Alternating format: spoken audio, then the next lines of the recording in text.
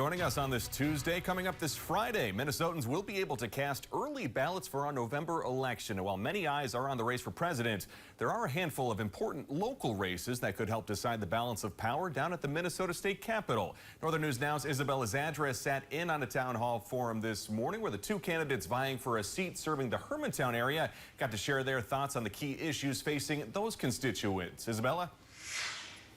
Yeah, today's forum was hosted by the Duluth News Tribune and the Duluth Chamber of Commerce at the Garden in Canal Park. There were 3 forums on the docket this morning, the first being the race for State House Seat 3B. Again, the seat serves the Hermantown, Rice Lake, and several northern townships between Duluth and the Iron Range.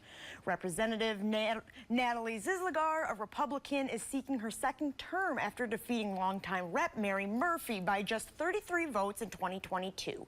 Her priorities include lowering taxes, growing businesses, and increasing child care options. Her opponent is a DFLer, Mark Munger, a former Northland judge and lawyer who retired in 2019. If elected, he hopes to invest public education, clean water initiatives, and affordable health care. During today's forum, the 2024 bonding bill was a big issue. In 2023, Zelsnagar signed the bonding bill, which helped extend utilities for housing in local communities. She said that when it came to going over this year's bill, the Senate simply ran out of time to get it approved. Most of her frustration came down to how the Senate handled the situation, saying they waited until the end of the session to look over the 1,400-page bill.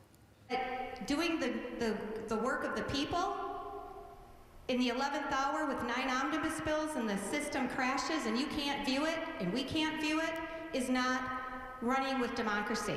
Munger agrees that bonding is crucial for Minnesotan infrastructure, but says the reason that it didn't get done for the 2024 was the fault of the Republican Party. He says the party didn't negotiate the bill and did not separate the ERA from legislation, the sole reason why he said the bill failed. Refused to separate those two things. And so, yes, Rice Lake didn't get what they asked for. Two Harbors School District, Lake Superior School District didn't get what they asked for in the bonding bill. They're not going to get everything because that's not how bonding works.